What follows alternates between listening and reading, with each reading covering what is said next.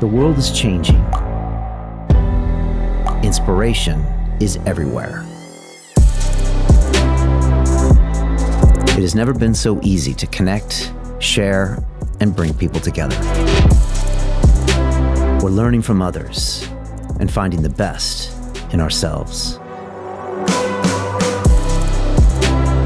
Challenging our beliefs. Sharing our vulnerability. Overcoming our fears. Transforming ourselves so we can transform the world. How far can we go? This is London Real. I am Brian Rose. My guest today is...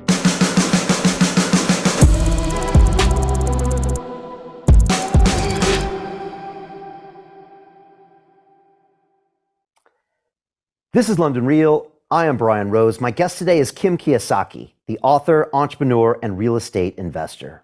You are the co-founder and CEO of the Rich Dad Company, and alongside your husband, Robert, have dedicated the last 30 years of your life to providing financial education to millions of people around the world. Your investing career began in 1989 with a small rental house in Oregon, and today you own thousands of properties, including hotels, golf courses, and commercial units. You wrote the best-selling book, Rich Woman, with the goal of helping women everywhere create true independence by taking control of their financial future. You ultimately believe there remains a huge void when it comes to financial education, and your goal is to help as many people as possible understand how to take action and create long-lasting wealth. Kim, welcome back to London Real. Thank you, Brian. I love being on your show. I love talking with you. It's always an adventure. Kim, it's great to have you back. I think last time you were here was about 4 years ago, but we've hung out in many places. I know you've had, dinner with the whole crew in Phoenix and in London, and it's always a great time hanging out with you and obviously Robert and like kind of the whole crew. So great to have you on. And, your stuff always cuts through, Kim. And, you have a different frequency, but your message, sometimes you need different frequencies to get a message to the right people. And so I'm so glad you're here. And again, you've lived your philosophy for the last 30 years. As a quick aside, I've been tagging you and Robert lately on my Instagram because I have Cash Flow for Kids right here in my studio. Oh, thanks. It's on our conference room table. And my two sons, they're 6 and 7 years old. We play every Sunday Cash Flow for Kids. And so thank you for doing that. I love that. They keep saying, when do we win? When do we win? And for me, when Damon's 5, he's almost 6, and he's got this sheet in front of him that says, his income statement, and they're talking about passive income. And so for me, every time they roll the dice, I'm winning as a parent. Yes. Because these young boys are getting in their heads, thanks to you and Robert and building this amazing game, that it's all about acquiring assets that cash flow as opposed to being in this rat race where we're waiting for a salary. And so, I played Monopoly when I was a kid, but this is like Monopoly on steroids because they're getting these subliminal messages. So I'm going to keep tagging you on that. But if anybody's curious. I love that you're teaching your kids that. I would, more and more parents are starting to realize how important that is. And just changing the mindset, because that's really what the cash flow game does and the Cash Flow for Kids. It just changes your mindset because people are taught to work hard for money, and we work really, really hard for money, but we're never taught what to do with our money. So thank you for kind of changing that mindset of your kids. And I know they're going to, I know being your kids, they're going to be phenomenal as adults. So I hope so. I hope so, because I started them off paying them an allowance to do chores. And then I realized I'm actually incentivizing them the wrong way, right? That's that's a paycheck. And so, now I'm trying to get them back on track. But maybe we start there, Kim, because you've always said couples should play the cash flow game. Yes. You and Robert, people don't know, you and Robert created the cash flow game before the Rich Dad book. And ultimately, I think it was your way of trying to re-educate everybody from a financial perspective. But what was the philosophy of that game? Because it's a lot of what you're about. Yeah. A lot of people don't realize that the game came first. So we created the cash flow game. The book came as a result of Robert working on a brochure to promote the game. That's how that came about. But the cash flow game came about because Robert and I, in 1994, we were financially free. And everybody thought, well, you must have had millions of dollars, or you sold your business for a lot of money, or big stock portfolios. And it's like, no, we didn't have any of that. Just as you're saying, Brian, it was our assets. And an asset in the rich dad world is something that puts money in your pocket, whether you work or not. So what we had was we had $10,000 a month, every month coming in from our investments, primarily real estate. But our living expenses at the time were only $3,000. So at that point, we were financially free. And instead of traveling the world, everybody's like, how did you do it? How did you do it? We actually took step by step. And this was interesting, how to put what we did into a game that was fun and entertaining. And we kind of trick people into learning because they're having fun. So what we did is we actually took the steps that we took to become financially free, and we put it in the game. So the financial statement, which is the scorecard in the game, actually is a type of financial statement that we look at every month. And you've got in the game, you've got the income statement, you've got the balance sheet, and you've got the statement of cash flow.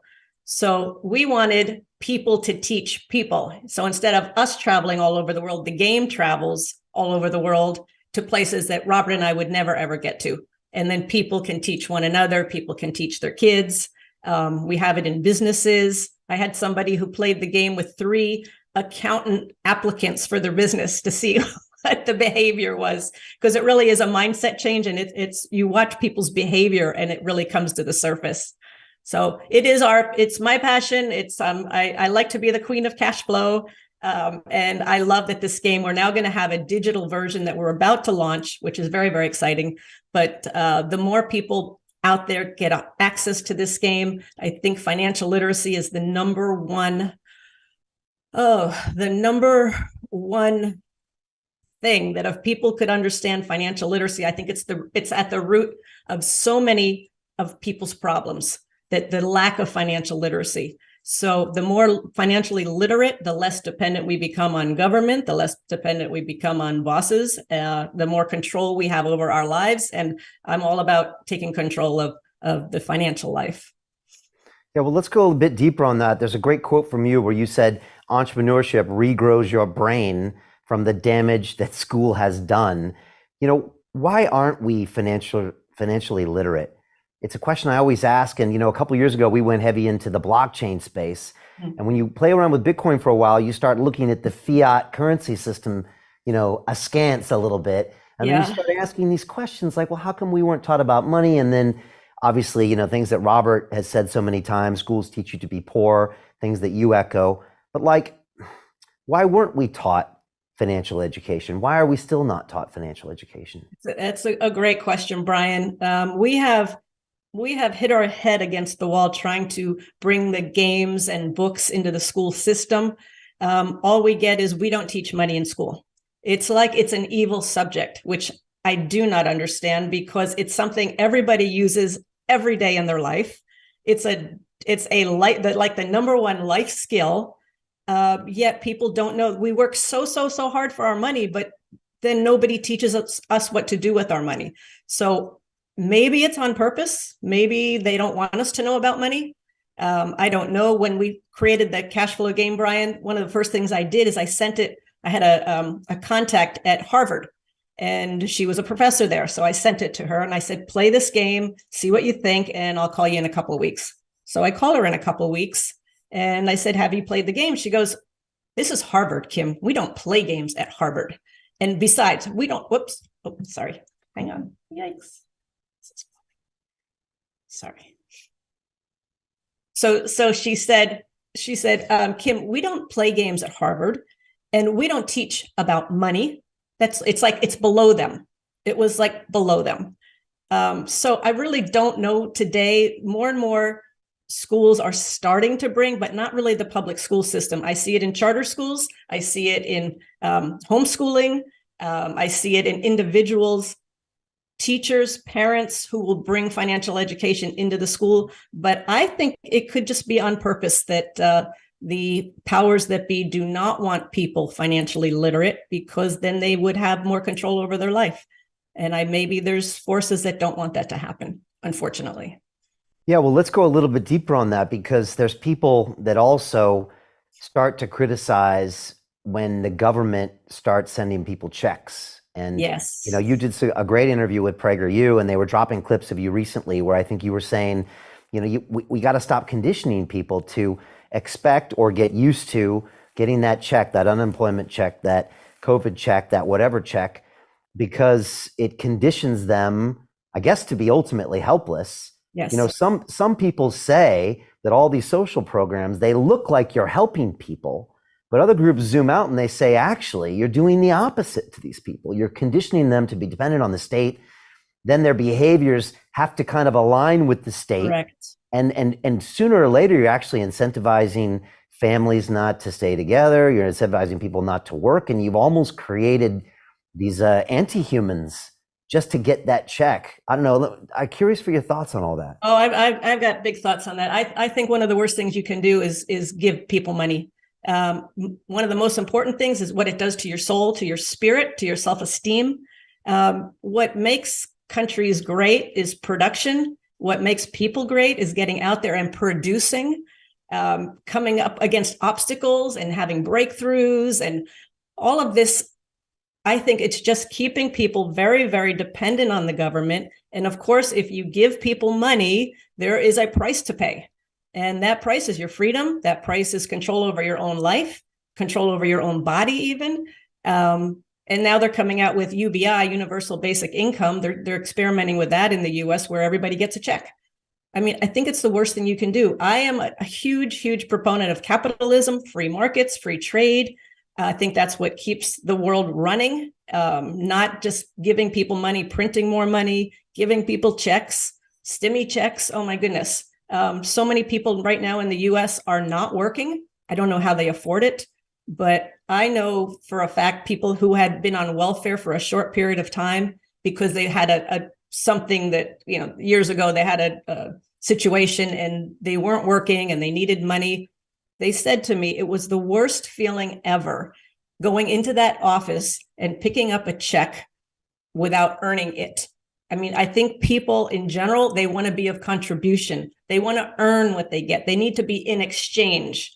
And with stimmy checks and free money and all UBI, it's just one big out of exchange for me. And I'm more concerned about what it does to a person's soul and spirit and what that price that they're paying for that check. They probably have no idea, but I would never, ever, ever pay that price ever. Yeah, that killing the soul is a really important to dwell on. There's a movie that just came out recently. It's called The Great Awakening. It was the Plandemic 3 movie from Mickey Willis, and his first movie talked a little bit about viruses and things like that. The second one talked about paper trails to Wuhan, and the third one he really went head on with communism, and he talked about communism versus capitalism, and if you go down that route, what it leads to, how it's kind of infecting the U.S. I mean, Kim, my daughter's at BU now, and she came back recently, and she's like, there are actually students that think communism is better there. And I was like, they're actually believing that? She's like, yeah. And if you go down that route, and this movie takes people down that route, it's all dark. And there's always someone out there that say, yeah, but this time socialism is going to be different. It's going to be different. Yeah. It never works. It never works. It's very scary because I see the same signs, Brian. I see it here in the US. The way they're leading people to schools, the universities and colleges, and now it's going into high schools. They are not institutions of learning. They're institutions of indoctrination. They're indoctrinating these students to start believing that, yeah, socialism and communism is great because everybody's equal. The world isn't equal. It doesn't work that way. And just the other day, we did an event at Arizona State University, and it was Robert, Dennis Prager, and Charlie Kirk of Turning Point. And the subject was health, wealth, and happiness. Very non-controversial. It was just an educational event. It was the professors that stood up and said, we don't want Charlie Kirk and Dennis Prager. They're Marxists. They're KKK. They're racist. And they used all this language, and they got the students kind of revved up. And now what the good news is, we did the event. We put a press release out because this was getting so much attention. It was just a simple event, and they've turned it into a political event, which it was not. But as a result, this has now opened the door. Some of the people that were involved have been doing major interviews on major networks. It's become a kind of a test for free speech. And the whole narrative right now, people are using Arizona State and our event as a platform for free speech. And if that was the effect of that event, then I am thrilled, because we're getting knocked out of free speech right, left, and center. You know it on social media. We've experienced it on social media. It's once you have no free speech, you have no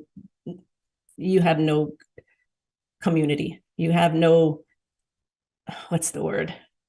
Yeah, you have no life. You have no life. You have no freedom, that's for sure, because it's all propaganda then at that point. And so you are making some progress with this event. Like, you were able to do it, and it's become a lightning rod, and it's not just getting buried like so many other events did at universities in the last couple of years. So it seems to be making some progress.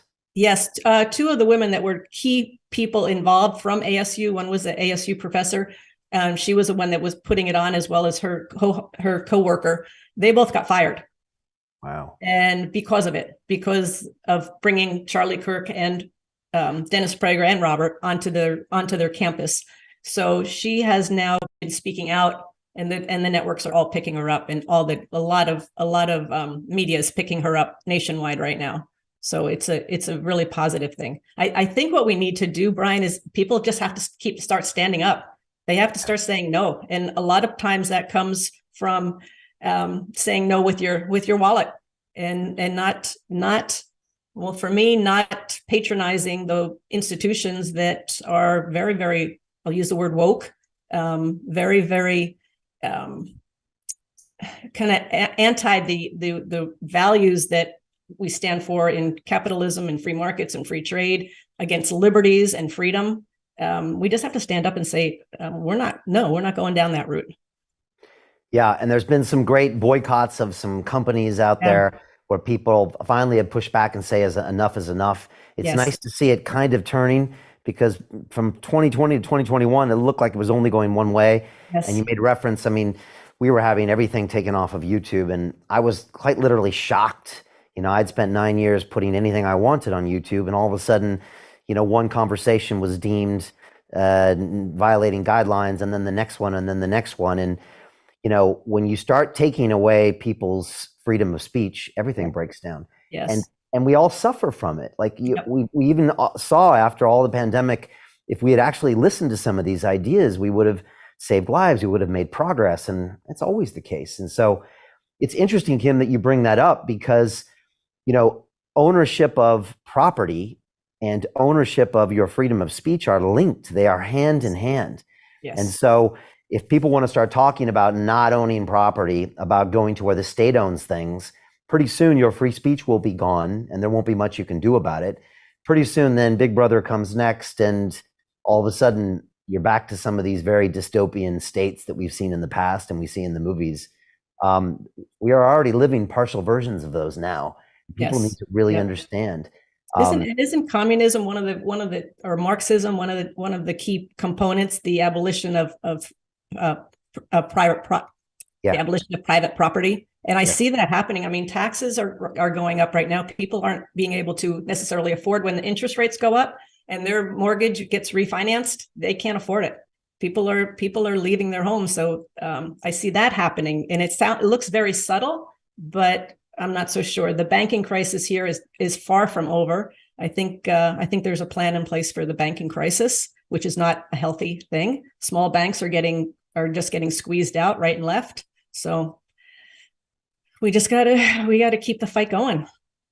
Yeah, I want to go deep and get your thoughts on what's happening with banking right now. And that concept of private property. You know, we went into the blockchain space, Kim, and there's an incredible guy named Yat Su. He runs a company called Animoca Brands out of Hong Kong. They have about $4 billion in assets. They have a lot of gaming companies and metaverse, and he's a huge proponent, Kim, of digital property rights. Now, a lot of times we don't think about digital property rights. We think about owning our house, owning assets they can't take away from us, by the way, which isn't your dollar necessarily. Now he comes in and he says your digital property rights are just as important. And if you can't own things like your medical data, your browsing history, your identity, your digital property online, then guess what happens? You start to lose your freedoms as well. Yes. Yes. And again, I lived that because for YouTube had, 2 million of my subscribers, 9,000 of my videos, 9 years of my life, and I didn't own it. They owned it. So guess what? They could take away my right to digital freedom of speech. So like this is all tied, and people need to understand. Yes. And so now with Web3 and the blockchain, I can actually own these assets forever, and they can be on a blockchain where no company, Web2 company, can take them away from me, which means they can't censor me. So I would say to everybody, all of this is related. And if you talk to the hardcore Bitcoiners, they love it because you can't take away an asset, you can't print more of it and dilute it, and that gives them a freedom, potentially even to speak more, because now their currency isn't being controlled. And that's interesting because just one other thing is when we look at the assets that we want to own today, we want to own assets that the government can't print, right? Yeah. The dollar is, where is that? We want tangible things that we can touch, feel, that are real, not fake. Stock market to me is kind of fake. It's all manipulated. The dollar's worthless, going to be worthless pretty soon. There's a lot of interesting things coming up right now. Well, I want to get your thoughts on those assets. Just before we do, I just want to linger on a point that you mentioned earlier when you talked about UBI. You and Robert have always said that a paycheck is something close to a drug habit. It's as bad as a drug habit. And I had a drug habit for years, and I talked about it publicly in one of my movies. And it's a very dangerous thing that's hard to get out from under. You tell most people that, they would say, "Oh, that's a bit harsh. This is just the way I get paid." But if a salary is a drug habit, then what is a COVID check? And then what is UBI? You go from a gateway drug to like the most dangerous drug on the planet. Fentanyl is like UBI because, if a paycheck, you have to do some work. A COVID stimulus check is every now and then. A UBI is you wake up and you get it. For nothing. You get it for nothing. Yep. Yeah, for nothing. So everything about you is ultimately controlled. Yes. You don't own any assets, so you won't have control. And pretty soon, consciously or subconsciously, you are doing whatever the person that wrote you the check tells you to do. And that's why you say it steals your soul. It's yes. I mean, it's like, who owns the gold makes the rules. And, I teach women about money and investing. One of the things I see is if the husband is the one making the money, and she is not, then she oftentimes gets resentful because she doesn't want to have to ask for money. She doesn't want to ask permission, but it's the same concept. It's that whoever has, and I see money enslave a lot of people, not just women, but when you talk about a paycheck kind of enslaves you to your boss and to that job. I remember the day when we talk about the income statement and the balance sheet. So the income statement, you have your income and your expenses, and the job salary is always in the income column. And then you have your assets and liabilities on your balance sheet. I remember the day when I was always taught to focus on income, get a good paying job, get a raise, work hourly rates and work more hours or raise your hourly rate. It was always about income, income, income. And the lights finally went on after I had been doing a little bit of real estate investing and I had cash flow from my assets. The light finally went on that I was focused on the wrong column. I was focused on acquiring income when I should have been focused on acquiring assets. To continue watching the rest of the episode for free, visit our website londonreal.tv or click the link in the description below.